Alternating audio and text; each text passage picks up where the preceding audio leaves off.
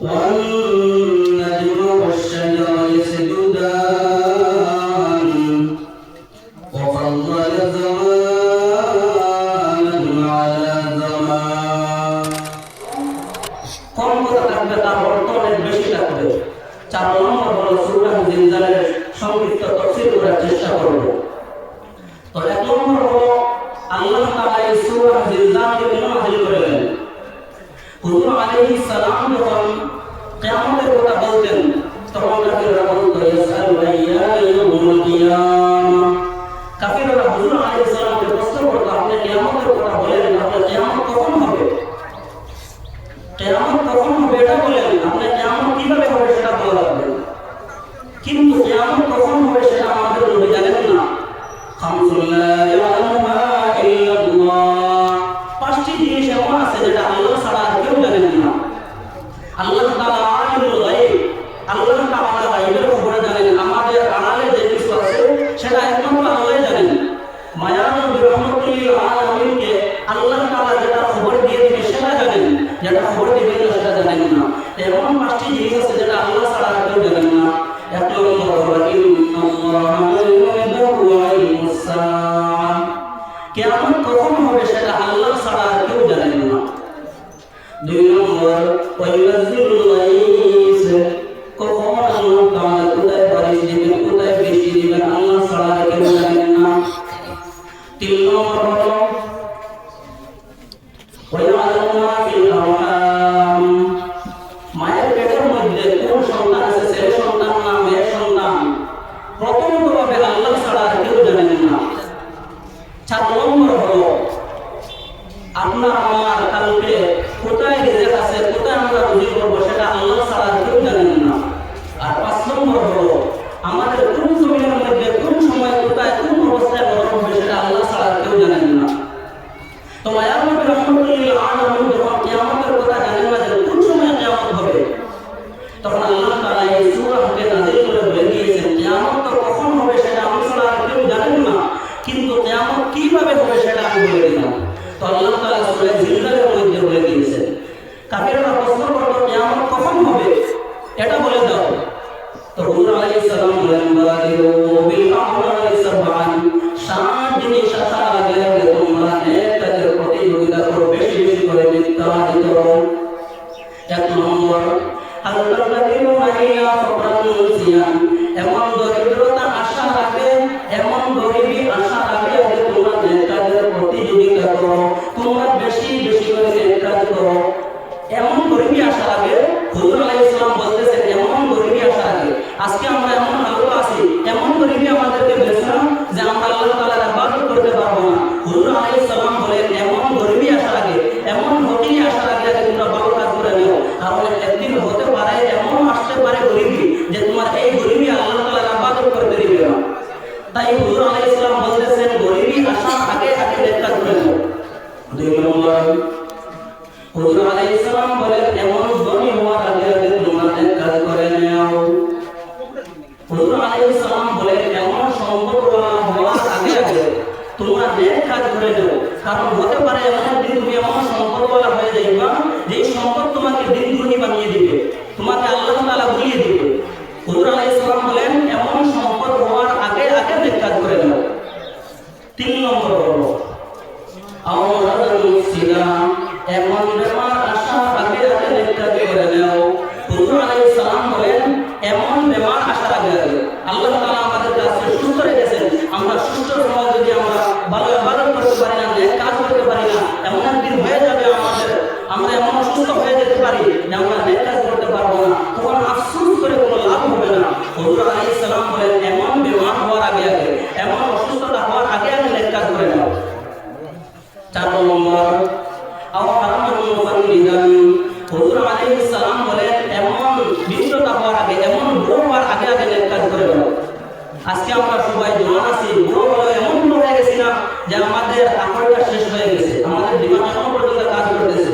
হুজুর আলাইহিস সালাম বলেন এমন বিদ্যুৎ, এমন বুড়ো হওয়ার আগে আগে নেক কাজ করে নাও যে বুড়ো হওয়াটা তোমাকে তোমার ইবাদত ভুলিয়ে দিবে। অনেক বুড়ো মানুষ এরকম হওয়া যায়, খানা খেয়েছে ভুলে যায়, নামাজ পড়ছে কিনা না ভুলে যায়। এরকম হওয়ার আগে আগে, এমন বুড়ো হওয়ার আগে আগে নেক কাজ করে নাও।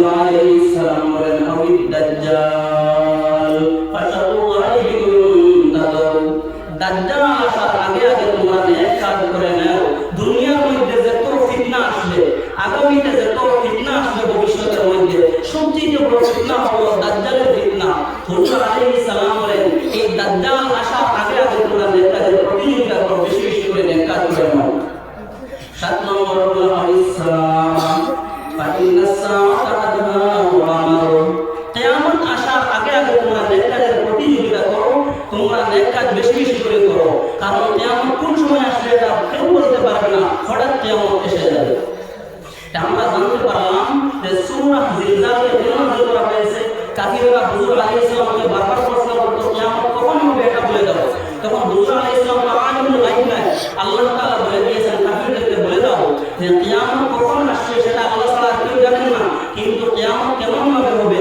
সেটা আমি এই সূরার মধ্যে বলে দিলাম এই সূরার তাফসীর আমরা সামান্য করে শুনব এখন আমরা 2 নম্বর কথার মধ্যে আসি এই সূরার ফজিলত যে একবার আমরা সূরা জিলজালকে যদি তিলাওয়াত করি তাহলে এই সূরার মধ্যে আল্লাহ তাআলা আমাদেরকে কি পুরস্কার দান করবেন কি সওয়াব দিবেন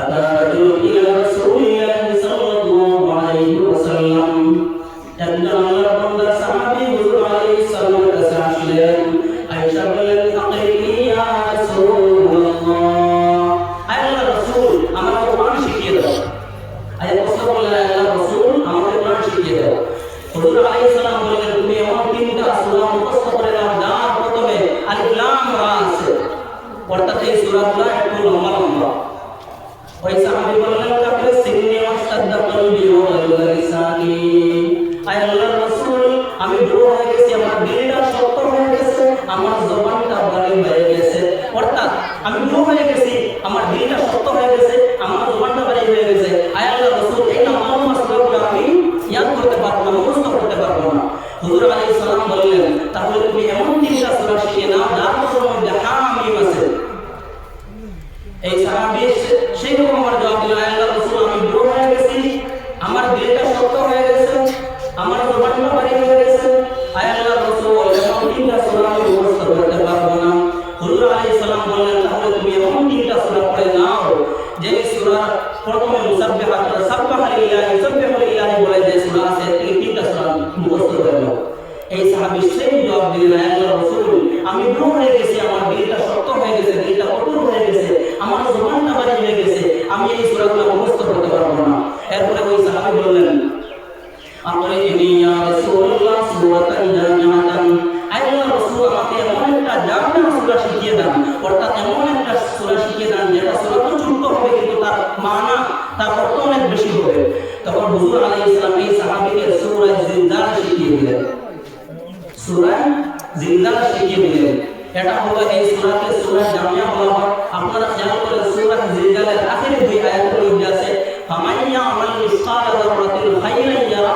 ওয়া মান ইয়ামাল মিসকালা যাররাতিন শাররান ইয়ারা যে আমরা ফামান ইয়ামাল মিসকালা যাররাতিন খায়রান ইয়ারা এই দুনিয়ার মধ্যে যদি আমরা সামান্য থেকে যদি সামান্য নেকি করি তাহলে এই নেকিগুলো কি আমরা আখিরাতের মধ্যে পাবো আর যদি সামান্য থেকে যদি সামান্য আমরা গুনাহ করি তাহলে এটাও আমরা আখিরাতের মধ্যে নিয়ে পাবো এখন বলেন তো নেকি কোথায় করা হয় দুনিয়াতে তার সওয়াব পাবো কোথায় আখিরাতে ওলামা কেউ যদি গুনাহ করে গুনাহ তো দুনিয়ার মধ্যেই করবে কিন্তু পাবে কোথায় আখিরাতে মানে এই সূরার মধ্যে দুনিয়া ও আখিরাতের সব কিছু ঢুকে গেছে সূরা যদিও পাঠ্য হতে পারে ছোট হতে পারে কিন্তু তার মধ্যে দুনিয়া ও আখিরাত এসে গেছে মানে কম কথায় অনেক অর্থ বুঝিয়ে দেওয়া হয়েছে এজন্য এই সূরাকে সূরাতুল জামিআ বলা হয় অর্থাৎ সূরা তো ছোট কিন্তু তার অর্থ অনেক বেশি এখন হলো এই সূরার সওয়াব এই সূরা যদি আমরা তিলাওয়াত করি তাহলে এই সূরার মধ্যে আমরা কি সওয়াব পাবো قال النبي صلى الله عليه وسلم إذا ذكرت تعظيم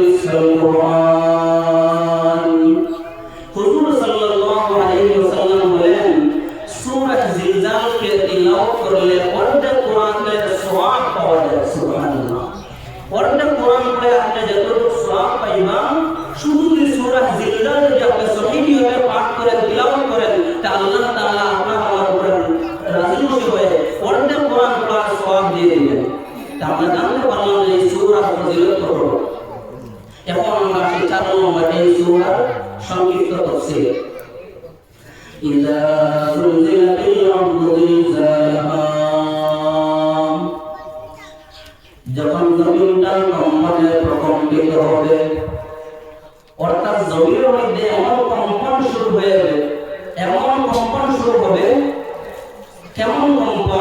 আল্লাহ তাআলা বলেন ওয়া আখরাজাতিল আরদু আসফালাহা, এমন কম্পন শুরু হবে জমিন তার ভিতরে যা আছে সব বাহির করে দেবে। আল্লাহ তাআলা বলেন ওয়া বুসাতিল জিবালু ওয়াসসা, পাহাড়গুলো ধুলাবালির মতো উড়ে যেতে থাকবে। মানে এমন কম্পন শুরু হয়ে যাবে যে পাহাড়গুলো ধুলাবালির মতো রুইয়ের মতো উড়ে যেতে থাকবে। আল্লাহ তাআলা বলেন ইয়াউমা তারাউনা তাযালু কুল্লু মুরদিআতিন আম্মা আরদাত, মানে এমন ভয়াবহতা থাকবে কিয়ামতের দিন। এমন এত ভয়াবহতা হবে যে দুর্বিরাম মা আর কোলের মধ্যে শিশু বাচ্চা থাকবে। কিয়ামতের এই ভয়াবহতা দেখিয়া, ভূমিকম্প দেখিয়া তার নিজের কোলে শিশু বাচ্চাকে হাত থেকে ছেড়ে দিবে, কোন থেকে ছেড়ে দিবে, কিন্তু খেয়ালই আসবে না আমার সন্তান ছেড়ে দিছে। একজন মায়ের তার সন্তানের সাথে কত মহব্বত, কত মায়া থাকে, কিন্তু এই কিয়ামতের ভয়াবহতা দেখে সব ভুলে যাবে। অতএব কুল্লু যাতি হামলিন হামলাহা, গর্ভবতী মহিলা তার সন্তান জন্ম হয়ে যাবে, মাঠে পাবে না। একজন মহিলা যখন সন্তান দুনিয়াতে আসে তখন কতটা কষ্ট হয় এই মা ছাড়া কেউ বলতে পারবে না। কিন্তু কিয়ামতের ভয়াবহতা দেখিয়া ও মা তার সন্তানকে জন্ম দিয়ে দিবে, কিন্তু টের পাবে না, সবাই হতাশ হয়ে থাকবে। আল্লাহ তাআলা বলেন তারান্নাসা সুকারা, মানুষ এমন হিসাবে আসতে থাকবে, এমন হিসাবে মাতাল হয়ে ঘুরতে থাকবে যে এমন লাগবে নেশা পান করছে, নেশাগ্রস্ত হয়ে চলতেছে। আল্লাহ তাআলা বলেন ওয়া হুম সুকারা, ওরা কোনো নেশা পান করে নাই, ওরা কোনো নেশা পান করে নাই। ইন্না আযাবাল্লাহি শাদীদ, আল্লাহ তাআলার আযাব বড় কঠিন। মানে কিয়ামতের ভয়াবহতা এমন হিসাবে হবে, মানুষ মাতাল হয়ে ঘুরতে থাকবে, গর্ভবতী মহিলার সন্তান জন্ম হয়ে যাবে। আল্লাহর বান্দা এই তারা যেগুলো আছে তারাগুলো সব জোরে জোরে জমিনের মধ্যে পড়ে যাবে। আস্তে এই সূর্যের আলো চলে যাবে, আসমানটা বেরিয়ে চুরমার হয়ে যাবে, এই চন্দ্রের আলো চলে যাবে, কিছুই থাকবে না। আল্লাহ তাআলা বলেন কুল্লু মান আলাইহা ফান ওয়া ইয়াবকা ওয়াজহু রাব্বিকা যুল জালালি ওয়াল ইকরাম, মানে দুনিয়ার মধ্যে যত কিছু সব ধ্বংস হয়ে যাবে, কিছুই থাকবে না। একমাত্র থাকবে না আমার দয়াময় আমাদের রব আল্লাহ তাআলা, তার সব শেষ হয়ে যাবে। এরপরে আল্লাহ তাআলা বলেন আখরাজাতিল আরদু আসফালাহা, জমিনের মধ্যে যা কিছু আছে সব বাহির করে দিবে। قال النبي صلى الله عليه وسلم تقي الأرض أفلاك كبدها أمثال المستوار من الذهب والفضة, হুজুর আলাইহিস সালাম বলেন জমিন তার কলিজা আসলে স্বর্ণ এবং রূপা সব সম্পদ বাহির করে দিবে। হত্যাকারী রাসূল বললেন